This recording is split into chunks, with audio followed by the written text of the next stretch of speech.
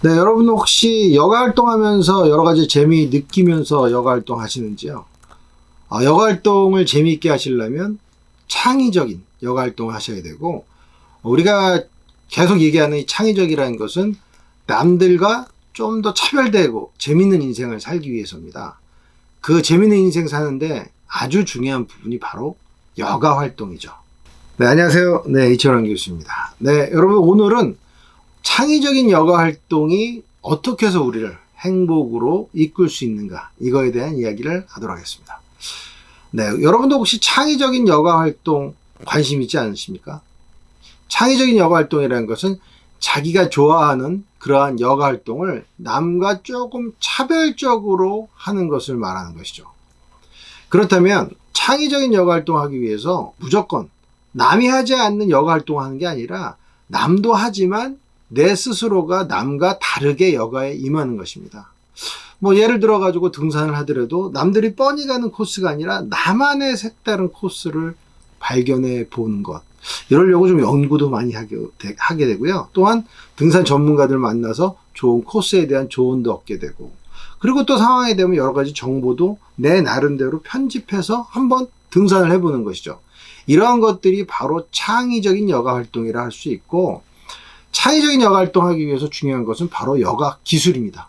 우리 등산하기 위해서도 여러분들 체력 훈련을 좀 해야 될 필요성이 있잖아요. 그리고 또한 마찬가지로 여러 가지 또 등산 장비도 있어야 되고, 또 우리가 등산하면서 여러 가지 기술적인 측면이 필요할 수도 있습니다. 그런 것들에 대한 준비를 계속적으로 해나가는 것, 또는 여러분 좋아하시는 뭐 구기 종목, 또 골프를 예를 들어도 마찬가지죠. 우리가 골프를 잘 치기 위해서는 연습을 많이 해야 되죠. 특히 이제 골프는 채마다 특성들이 다 있기 때문에 뭐 드라이버라든지 또는 아이언이라든지 게임 속의 게임이라고 하는 그 어프로치 또는 퍼터, 이런 것들에 대한 연습을 많이 해야 되는 거죠. 자기가 어떠한 기술 수준을 어느 정도 높여놔야 남들과 또 다르고 즐겁고 재밌게 보낸다. 이러한 것이 바로 창의적인 여가 활동이라 할 수 있고, 창의적 여가 활동이 왜 중요하냐? 바로 나를 재미있게, 인생을 좀 재미있게 만들어줄 수 있기 때문입니다. 그래서 여러분들 그 창의적 여가 활동할 때 나오는 개념 중에 하나가 진지한 여가라는 개념이 있습니다. 여러분 아마 처음 들어보신 분도 있고, 우리 여가에 관심 있거나 또 여가 비즈니스에 관심 있는 많은 사람들은 자주 들으셨을 것입니다. 진지한 여가라는 것, 요거는 영어로는 serious leisure라고 부르죠. 이 진지한 여가는 원래 캐나다의 유명한 사회학자인 로버트 스테빈스라는 학자가 발견하고 주창한 개념입니다. 이분이 어느 날 이제 재즈 바에 가셨다고 그래요. 그래서 재즈 연주를 쫙 듣고서, 물론 이제 거기서 뭐 맥주도 드시고 했겠죠. 그러다 보니까 그 재즈 연주자가 너무 연주를 잘 하시는 겁니다. 그래서 주변 사람들한테 물어봤다는 거죠. 저분은 누구냐? 그때 놀랍게도 그분은 원래 재즈 연주가 생업인 분이 아니었다는 것이죠. 그분은 다른 일을 하고 있었던, 은행원, 회계사, 이런 쪽에 일을 하셨던 분이 밤에 재즈 연주를 하시는데 마치 프로페셔널처럼 하고 있더라는 것입니다. 거기서 이 로버트 스테빈스 박사가 딱 한 가지를 느끼셨습니다. 이렇게 일상 속에서 마치 아마추어인데 프로페셔널처럼 이렇게 단계에 오르신, 그리고 그런 과정을 겪는 것은 왜 그럴까? 그리고 그건 뭐라고 부르지? 라고 해서 주창한 개념이 바로 serious leisure, 진지한 여가였습니다. 그래서 이 진지한 여가는 우리 레저 비즈니스, 또 여가 연구에서 아주 중요한 개념으로 지금 등장하고 있고요. 특히 이러한 기술을 발전해 나가고 창의적으로 여가를 즐기는 사람들을 해석하는 중요한 수단 중에 하나로 여겨지기도 합니다. 그렇다면 이 진지한 여가의 구성 요인 중요한 게 무엇일까요? 첫 번째는 도전심이 들어가 있습니다. 그러니까 진지한 여가라고 불리는 활동은 반드시 도전감이 들어가 있어야지 진지한 여가가 생겨납니다. 도전감이라는 건 뭐죠? 그렇죠, 목표입니다. 그 목표라는 걸 만들어 놓는 거예요. 내가 어느 정도까지 올려야지. 내가 내 친구 영철이를 요번에 이겨야지. 테니스 시합에서 이겨야지라는 목표. 아니, 나는 한 단계 더 나가서 우리 서초구 테니스 클럽, 예? 서초회에서 나는 제일 잘 테니스 치는 사람이 돼야지. 이러한 목표, 도전감, 이런 것들이 있어야 진지한 여가에 올라가더라는 것이죠. 두 번째는 기쁨입니다. 진지한 여가는 기쁘지 않으면 발생하지 않습니다. 여러분들, 기쁘지 않은 일 남이 하라고 했을 때 할 수 있습니까? 그렇죠. 절대 못합니다. 그런데 기쁘면 하지 말라 그래도 하게 됩니다. 그래서 예를 들어가지고 한여름에 북한산에 산정상에 그 바위를 올라가는 분을 저도 봤는데, 그 더운 날 어떻게 정말 멋있게 등산을 하실까? 너무 더워요. 그거는 내적 만족 그리고 기쁨 때문에 그렇다는 거죠. 남이 시키지 않아도 하는 기쁨. 이러한 것들이 진지한 여가의 중요한 요인이 된다는 것이죠. 세 번째는 적절한 난이도 수준입니다. 진지한 여가가 일어나려면 난이도의 적절한 수준이 반드시 존재해야 됩니다. 난이도 수준이 없는 예는 뭘까요? 그렇죠. 텔레비전 시청입니다.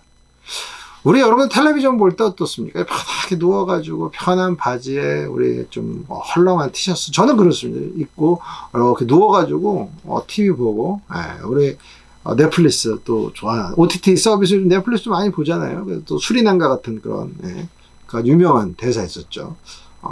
식사는 잡수수, 뭐 이런 것도 재밌지 않습니까? 아니, 그러한 그 대사들 보면서 웃고 즐거워하고 그렇잖아요. 이러한 것은 기술이 필요 없어요. 가만히 그냥 우리가 수영자 입장으로 편하게 수영하면 되는데, 테니스, 골프 이런 것들은 어때요? 등산도 마찬가지입니다. 적절한 수준의 기술이 있어야 된다. 그래야지 우리는 골프장 가서 실수를 안 하죠. 드라이버를 치러 딱 갔을 때 굉장히 좁아 보이고, 그리고 마찬가지로 힘이 확 들어가면 오비가 많이 나죠. 그러면 정말 초보자 같은 경우는, 뭐 저도 우리 친척 처음 머리 올린다는 친구랑 같이 한번 이제 얼마 전에도 라운딩 한 적이 있었는데, 보는 사람보다 본인이 더 힘들어 하더라고요. 네. 근데 굉장히 끝나고 나서 재밌어해요. 거의 뭐 한올 걸러 오비가 계속 나요. 네. 그것도 드라이버도 오비 나고 또 아이언도 나가요. 뭐 그것도 공도 찾아주고 했는데, 본인이, 근데 중요한 건 이 난이도를 내가 더 열심히 해야 되겠다는 그런 생각을 갖는 난이도가 있다고 느끼는 것이죠. 이러한 지금 얘기했던 도전심, 기쁨, 적절한 난이도가 포함된 그런 여가 활동을 우리가 할 때는 바로 진지한 여가에 들어갈 수 있다. 근데 진지한 여가는 또 재밌는 게 뭐냐면 우리를 몰입하게 만든다. 여러분들, 몰입한다는 게 상당히 행복한 과정으로 이끄는 중요한 과정이 됩니다. 몰입하는 사람은 행복할 확률이 높아요. 몰입해서 뭔가를 한다는 것. 특히 여가 활동 한다는 것은 정말 행복한 길로 들어갈 수 있는 중요한 수단이 되는 게 바로 몰입이다라고 얘기할 수 있습니다. 네, 그래서 우리가 이 창의적인 여가 활동을 얘기할 때 재미있는 삶이라는 것.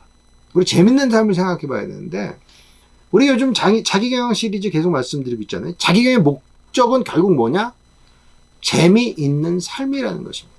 우리가 재미있는 인생을 살기 위해서 자기 경영을 하는 것입니다. 제가 여러분들께 계속적으로 얘기하는 것은 남들과는 좀 차별적인 삶을 살아야 되겠다. 그리고 재미있는 삶을 살아야 되겠다. 그래서 자기 경영을 하는데, 이 자기 경영을 해야지만 여가 경영이 일어나고, 이 거꾸로 됩니다. 또한 여가 경영을 해야 자기 경영이 돼요. 그래서 여러분들이 시간도 잘 관리하고, 그리고 재미있는 여가 활동을 찾아서 하는 것이죠.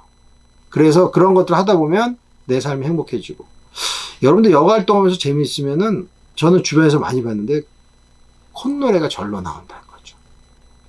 바로 그러한 경험들이 하루에 많은 사람들이 행복할 확률이 높다고 말씀드릴 수 있습니다. 네, 그래서 마지막으로요, 삶을 재미있게 보내기 위해서 우리가 또 자기경영 차원에서 필요한 것, 여가를 어떻게 해야 되느냐? 내가 창의적인 여가 활동 오늘 끝냈다. 그럼 반드시 이것은 기록으로 남기는 연습하는 걸 여러분께 강하게 추천드리고 싶습니다. 조금이라도 여러분들 기록을 남겨주세요. 오늘 날짜 적고, 언제, 2시부터 4시, 누구와 어디서 무엇을 어떻게 했는지에 대한 짧은 나의 소회라고 그러죠. 짧은 생각들을 적어 놓습니다. 그리고 또 한 가지 중요한 것이 있어요. 다음엔 어떻게 해야지. 다음에는 내가 더 연습을 더 어떻게 해야지.